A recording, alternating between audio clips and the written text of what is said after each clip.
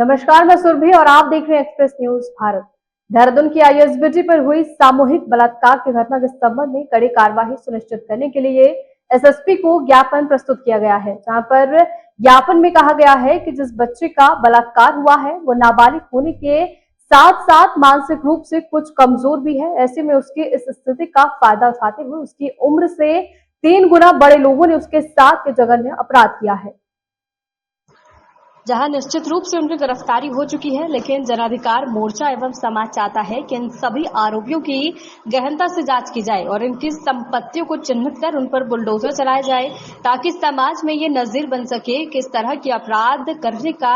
असर केवल अपराधी ही नहीं उसके परिवार तक होगा। जैसा कि सर्वविदित है कि पूर्व में कई घटनाओं में बुलडोजर की कार्यवाही की गई है, उसी तर्ज पर मोर्चा मांग करता है कि इन दरिंदों के विरुद्ध भी बुलडोजर की कार्यवाही की जाए। खुद उत्तराखंड सरकार ने भी अंकिता भंडारी हत्याकांड मामले में तुरंत बुलडोजर न्याय प्रदान किया था और अब उनकी मांग है कि इस मामले पर भी सरकार सभी आरोपियों के मकान और संपत्ति चिन्हित कर उन्हें बुलडोजर से ध्वस्त करे, ताकि भविष्य में कोई भी व्यक्ति ऐसा अपराध करने की हिम्मत न कर पाए। साथ ही मोर्चा मांग करता है कि ऐसे जघन्य अपराध करने वाले अपराधियों के विरुद्ध कठोर कानून बनाए जाए एवं मोर्चा मांग करता है कि उक्त प्रकरण को फास्ट ट्रैक कोर्ट में चलाया जाए और इस अपराध में अपराधी दरिंदों को फांसी की सजा भी दी जाए। मैं हूँ आपके साथ सुरभि और आप जिस तरह से उत्तराखंड के देहरादून में जिस तरह से एक नाबालिग के साथ हुआ है, 5 उससे ज्यादा उम्र के लोगों ने उसके साथ जिस तरह से दरिंदगी की है, उसको लेकर कई सवाल उठते हैं। हालांकि सरकार उस पर कई कार्रवाई कर चुकी है, पर अब सवाल उठते हैं कि आखिर अब आगे क्या कार्रवाई होगी। और यहाँ पर हमारे साथ मौजूद है, उन्होंने ज्ञापन दिया है और हम एसएसपी कार्यालय के फिलहाल बाहर हैं। मैम, आपको ज्ञापन से क्या कहना है, क्या मांगे हैं? देखिए, हमारा जो जनाधिकार मोर्चा है, हम लोग आज यहाँ पर जो आईएसबीटी देहरादून में जो घटना हुई है, नाबालिग लड़की के साथ में जिस तरह से उससे 3 गुना उम्र के बड़े लोगों ने बलात्कार किया है, हालांकि उनको पकड़ा जा चुका है, लेकिन जो जनाधिकार मोर्चा है वो मांग करता है कि जैसे इन लोगों ने अंकिता भंडारी के समय में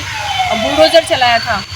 मतलब वो तो सबूत मिटाने के लिए चलाया था, लेकिन एकदम त्वरित कार्रवाई दिखाई थी कि सरकार ने एकदम त्वरित कार्रवाई की है। ऐसे में ऐसे ही लोगों के अगर उनके उसके हथियारों को सज़ा मिल गई होती, अगर उसके लिए इन्होंने एक्शन लिया होता, सीबीआई की जांच की होती और सीबीआई बिठाई होती तो उसको ज़रूर मिलती, लेकिन उसे न्याय न मिल पाना, आज उसके माँ बाप दर दर भटक रहे हैं। ऐसे में ये हादसे लगातार जो उत्तराखंड में बढ़ रहे हैं और दोबारा से ये हादसा हो गया है, तो उत्तराखंड सरकार को तो शर्म आनी चाहिए कि इनके नाक के नीचे जो है महिलाएं सुरक्षित नहीं है। बड़ी बड़ी बातें करते हैं कि बेटी बचाओ बेटी पढ़ाओ, लेकिन आज क्या बेटी अपने आप को सड़क में कहीं भी किसी क्षेत्र में अपने आप को सुरक्षित महसूस कर पा रही है? बिल्कुल भी नहीं कर पा रही है। और महिलाएं ये मांग करती हैं, वैसे तो ये सरकार को क्या कहें कि बिल्कुल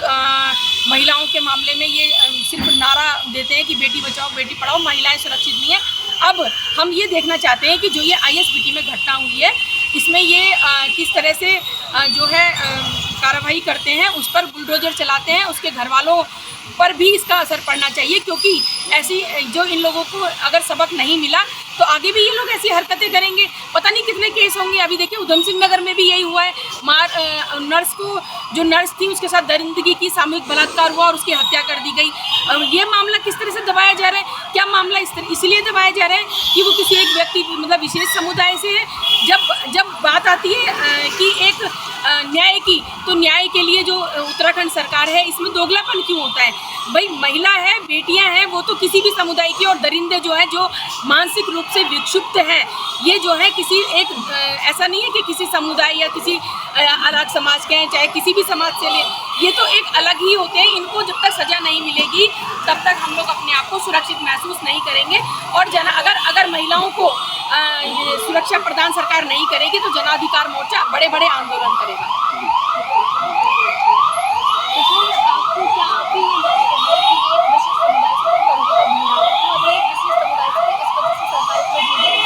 ऐसा तो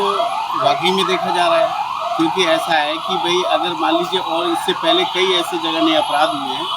गैंग रेप की भी शिकायतें आई हैं, उन सब पे जो है ना, चाहे वो उत्तर प्रदेश से उत्तराखंड की सरकार ने बुलडोजर चलाया, तो भाई अब अगर ये विशेष समुदाय का अगर मसला नहीं होता तो फिर आप कैसे चुप बैठ पाते हैं? तो सरकार भी और शासन प्रशासन पता नहीं ऐसा क्यों हिलाविली कर रहा है। और जबकि जो है ना, इनको ठोस मतलब अमल लाना चाहिए और कार्रवाई करनी चाहिए, ताकि आइंदा जो है किसी भी इंसान के जो है ना ये कार्रवाई करने से पहले, अपराध करने से पहले मतलब रोंगटे खड़े हों उनके कि भाई हम क्या करने जा रहे हैं। तो हम तो जन अधिकार मोर्चे के लोग जो हैं, इसीलिए एसएसपी महोदय से भी आके मिले कि भाई आप काबिल अधिकारी हैं, तो आप फास्ट ट्रैक के साथ साथ और बेहतर से बेहतर जो है ना कार्रवाई करें, ताकि जो है मतलब इस पे मतलब उनको इंसाफ मिल जाए जो परेशान है इनके माँ बाप। तो यही डिमांड हम करने आए और ये ज्ञापन देने आए हैं, और अगर कार्रवाई होती है तो ठीक है, नहीं तो बाध्य होंगे हम आंदोलन करने के लिए, जन अधिकार मोर्चा के सारे लोग जो हैं।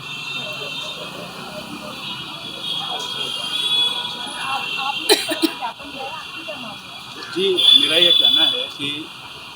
जैसे यूपी में, मध्य प्रदेश में, राजस्थान में, इवन उत्तराखंड में भी कई जगह हमने देखा कि बुलडोज़र से कार्रवाई की जाती है, तुरंत कार्रवाई की जाती है। लेकिन मैं हमेशा देखता हूं कि ये कार्रवाई मुस्लिम समुदाय के ऊपर ही होती है। अन्य किसी समुदाय के, किसी अधिकार के कोई भी अपराधी होता है, उसके ऊपर ऐसी कोई कार्रवाई नहीं।